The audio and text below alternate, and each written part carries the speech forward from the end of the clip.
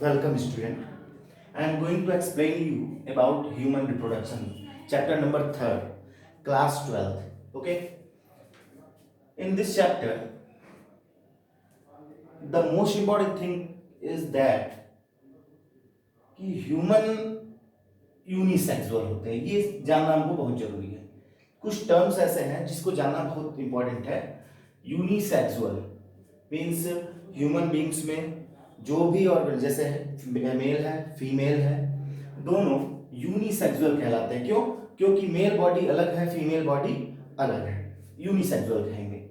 एक और वर्ड हम यूज करते हैं इस चैप्टर में, सेक्सुअल डायमॉर्फिज्म।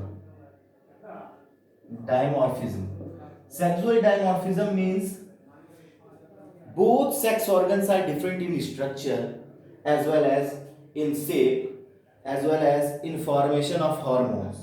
तो on the basis of hormones, अगर हम बात करें हार्मोन की, हार्मोन के बेसिस पे जो बॉडी का शेप होता है, स्ट्रक्चर होता है, साइज होती है, सेक्स ऑर्गन का जो शेप होता है, उसमें dimorphism, di means two, morphism means morphology structure. तो सेक्सुअल डायमॉर्फिज्म होता है फीमेल अलग स्ट्रक्चर, फीमेल अलग दिखेंगे और मेल्स अलग दिखेंगे। In this chapter the most important topics और phases are as follows. The first topic is, पहला टॉपिक हमको पढ़ना होगा गैमेटोजेनेसिस।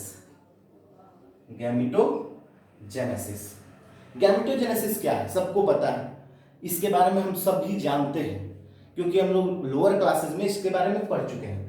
तो गैमेटोजेनेसिस, गैमेटो एंड जेनेसिस, ये दो वर्ड से मिलकर बना है। First gameto, gameto means gamete and genesis means formation, means generation, it's generation, formation. Then gameto means gamete, there are two types of gamete, okay. The first is sperm and the second one is ova or ovum, sperms or ovum, ठीक है। ovum word used for singular, okay, and ova is plural। तो gametogenesis में हमको ये जानना है कि gametogenesis कौन सा, क्या है ये, इस टर्म से हम क्या समझते हैं कि गैमेटोजेनेसिस क्या है। तो gameto means gametes, sperm and ova means male gamete and female gamete, genesis means formation और its generation।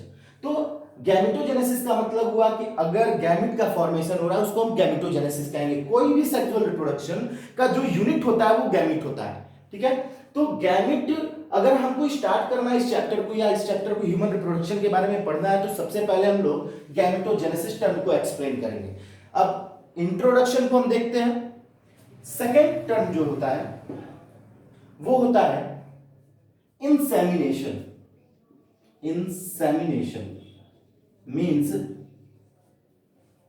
गैमेट बन गया, गैमेटोजेनेसिस के थ्रू गैमेट्स बन गया। मेल में स्पर्म का फॉर्मेशन, फीमेल में ओवा का फॉर्मेशन, मींस स्पर्म का फॉर्मेशन एंड ये ओवा का फॉर्मेशन, ओके। अब गैमेट का फॉर्मेशन तो हो गया, बट ये गैमेट और ये गैमेट आपस में फ्यूज करेंगे तब तो जाइगोट बनेगा। तो अगर हम बात करें कि या तो इसका आसपास क्या है, कह सकते हैं एक पास आना जरूरी है, तो एक पास आएगा कैसे? एक पास आना जरूरी है और एक पास आएगा कैसे? तो हम लोग को ये दिखाई दे रहा है कि ये मूवेबल नहीं है, ये मूवेबल नहीं, बट ये मूवेबल है। और एक और चीज बात करते हैं कि स्पर्म का रिलीज फीमेल बॉडी के अंदर होता है और यही स्पर्म उसके फैलोपियन ट्यूब में जाके, फीमेल्स के फैलोपियन ट्यूब में जाके ओवा से फ्यूज करता है। ओवा से फ्यूज करने के बाद वो 2n zygote means diploid zygote का फॉर्मेशन करता है। सेकंड पॉइंट को हम इसी चीज से जानेंगे कि इंसेमिनेशन क्या होता है। इंसेमिनेशन क्या है? means release of sperm into the vaginal opening into the female's body, means अगर स्पर्म है इसको हम लोग अगर बात करें फीमेल बॉडी में एंट्री कर रही है तो इस केस को हम लोग कहेंगे insemination. means insemination is a process in which sperm goes into और releases into the body of female. Okay, the third term is fertilisation. Third term is fertilisation.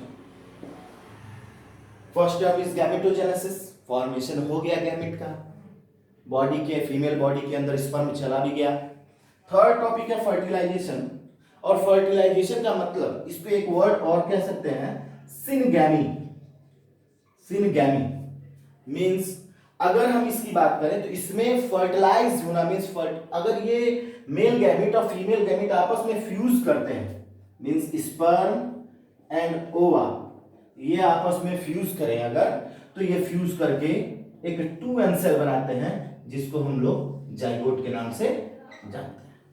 ठीक है, जाइगोट कहेंगे. अब हम बात करते हैं कि इसका फ्यूजन होता है, ये हमको पूरा डिटेल ये पढ़ना है इस चैप्टर को. अब ये इंट्रोडक्शन है, इस फेजेस के बारे में पढ़ें कि आखिर में ह्यूमन रिप्रोडक्शन में कौन कौन से इवेंट होते हैं. इसमें अगर हम स्पर्म और ओवा के फ्यूजन की बात करें तो स्पर्म केवल अपने न्यूक्लियस को इसके बॉडी में मींस ओवा के बॉडी में छोड़ता है, बाकी सब चीजें डिजेनरेट हो जाती है. दिमाग में ये आएगा कि ओवा के वॉल को फ्यूज कैसे कर लेता है. ओवा के वॉल को फ्यूज करने के लिए स्पर्म क्या, जब हम स्ट्रक्चर पढ़ेंगे तो उस स्ट्रक्चर में जानेंगे कि उसके टिप पे हाई एल्यूरोनाइडेज नाम का एंजाइम होता है जो इसके वॉल को, डिस्कस प्रोलिगेरस को या उसके जो ग्राफियन फॉलिकल उसकी वॉल को तोड़ता है. ठीक है, और स्पर्म की जैसे ही न्यूक्लियस की एंट्री होगी अंदर वैसे ही स्पर्म का ओवरऑल बॉडी डीजनरेट कर जाता है. स्पर्म में साइटोप्लाज्म का अमाउंट कम होता है बट उसमें सेंट्रियोल्स 2 साइड में होते हैं. ये सब चीजें एक्सप्लेन होंगी उसके स्ट्रक्चर पे. नेक्स्ट पॉइंट पे हम लोग आते हैं, fourth point. Now what after fertilisation. Fertilisation के बाद क्या होगा. फर्टिलाइजेशन हो गया, कुछ तो प्रोसेस होगा, देन डिवीजन स्टार्ट्स. डिवीजन और क्लीवेज. डिवीजन और क्लीवेज. डिवीजन का मतलब सबको पता है, विभाजन मींस टूटना. जब एक सिंगल जाइगोट जो डिप्लॉयड जाइगोट है, ये जब डिप्लॉयड जाइगोट लगातार डिवीजन करता है तो कई स्टेजेस का फॉर्मेशन करता है. जब हम स्ट्रक्चर्स के क्लीवेज के बारे में पढ़ेंगे तो उसमें कई फेजेस पढ़ेंगे, जिसमें हम लोग पढ़ेंगे ब्लास्टुला के बारे में means blastulation and gastrulation, sorry morulation. Okay, तो जब हम स्ट्रक्चर पढ़ेंगे डिवीजन और क्लीवेज के बारे में जब हम पढ़ेंगे तो उसमें हम लोग ब्लास्टुलेशन एंड मॉरुलेशन पढ़ेंगे, जो कि एक स्टेज है. कई बार डिवीजन के जाइगोट के कई बार डिवीजन के बाद एक बॉल लाइक स्ट्रक्चर बनता है जिसको हम लोग ब्लास्टुला एंड देन मॉरुला कहेंगे. ठीक है, इसके बाद पांचवा पॉइंट क्या होगा. अगर हम पांचवें पॉइंट की बात करें तो स्पेशली अगर हम इसकी बात करें क्लीवेज के बाद की बात करें तो आता है इम्प्लांटेशन. टर्म आता है इम्प्लांटेशन. ठीक है, इम्प्लांटेशन क्या है. इम्प्लांटेशन का मतलब है कि जो मॉरुला बना वो बॉडी में फीमेल यूटेराइन वॉल में जाके धस जाता है, जाके उसमें फिक्स हो जाता है, क्योंकि फॉर्मेशन के लिए इसको नरिशमेंट की जरूरत पड़ेगी, एम्ब्रियो फॉर्मेशन होना है. तो इम्प्लांटेशन का मतलब होता है the fixation of the structure, ठीक है, previous structure into the body of female, into the uterine wall. Okay, now point number 6, placentation, the most important topic. Placentation means the formation of placenta into the female's body. What is placenta? Placenta का काम क्या है, placenta क्या है, ये सब questions हैं. तो इसको इस चैप्टर में हम लोग जब इसके एक्सप्लेनेशन के बारे में पढ़ेंगे, इसके बारे में पढ़ेंगे तो हम इसको एक्सप्लेन करेंगे कि क्या होता है. तो प्लेसेंटा एक तरह से हम थोड़ा सा बताते हैं उसको कि प्लेसेंटा है क्या.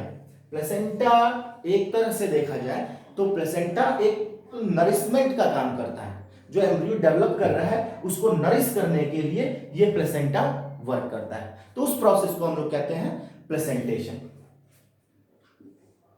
नेक्स्ट टॉपिक की अगर हम बात करें तो नेक्स्ट टॉपिक फॉर्मेशन हो गया. प्लेसेंटेशन हो गया। प्लेसेंटेशन के बाद क्या कंडीशन आएगी? गैस्ट्रुलेशन। Gastrulation, okay. गैस्ट्रुलेशन क्या है? प्लेसेंटा बना, नरिशमेंट हो रहा है एम्ब्रियो का। लेकिन नेक्स्ट टॉपिक हम कह रहे हैं गैस्ट्रुलेशन, और गैस्ट्रुलेशन का मतलब होता है फॉर्मेशन ऑफ 3 लेयर्स। 3 लेयर्स कौन कौन सी है? पहला है एक्टोडर्म, दूसरा है मीजोडर्म एंड तीसरा है endoderm. Ectoderm, mesoderm and endoderm, ठीक है।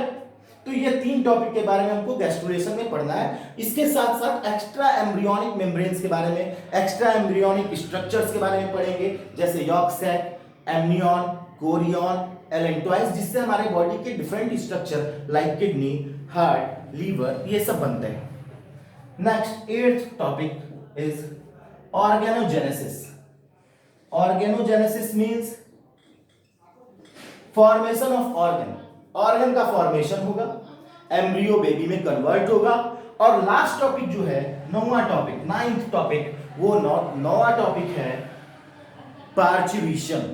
पार्चुरेशन मींस पार्चुरेशन मींस होता है birth of baby. Means overall formation के बाद जब बेबी पूरी तरह से डेवलप हो जाए बॉडी में, तो उसका बर्थ करना, उसका बर्थ पार्चुरेशन कहलाता है। तो parturition means the birth of baby.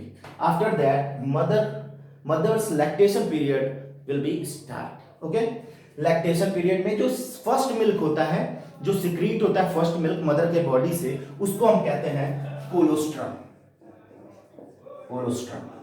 तो अगर हम बात करें ह्यूमन रिप्रोडक्शन की, तो ओवरऑल ह्यूमन रिप्रोडक्शन में हमको ये पूरे चैप्टर्स को पढ़ना है। इस चैप्टर्स में हम लोग फेजेस के बारे में पढ़ेंगे, एक एक फेज की डिटेल पढ़ेंगे। गैमेटोजेनेसिस में क्या है?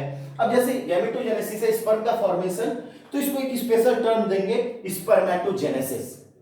ओवा का फॉर्मेशन oogenesis, ओके।